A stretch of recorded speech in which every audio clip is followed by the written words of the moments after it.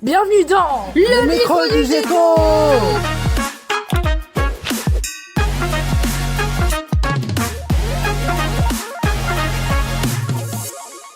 Bonjour Madame Miou, vous êtes sociologue experte en effet Mandela.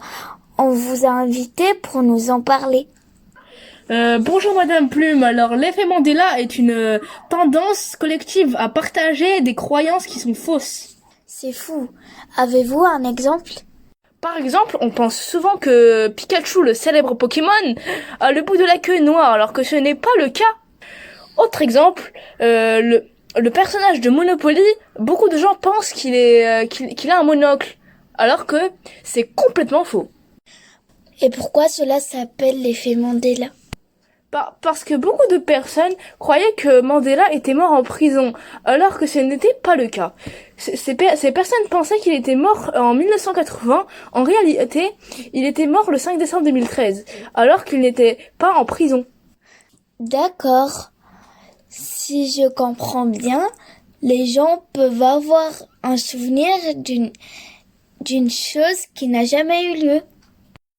C'est de la folie, n'est-ce pas ? Complètement. Et comment cela s'explique au niveau psychologique ? C'est simple, cela s'explique par le phénomène des faux souvenirs. En gros, ce sont des choses dont on se souvient, mais qui ne se sont jamais produites en réalité. Ici, dans l'effet Mandela, de nombreuses personnes partagent les mêmes faux souvenirs. Je pense que les gens imaginent qu'il est mort en prison parce qu'il y a été pendant longtemps. En fait, je n'ose pas vous demander, mais je ne sais pas qui est Mandela. Pas de souci, je vous explique. Alors Nelson Mandela est un homme célèbre dans le monde entier car il a lutté contre le racisme et pour la paix. Il a fait 27 ans de prison, il a été libéré en 1990 et il a reçu le prix Nobel de la paix en 1993 et il est devenu le président de l'Afrique du Sud en 1994.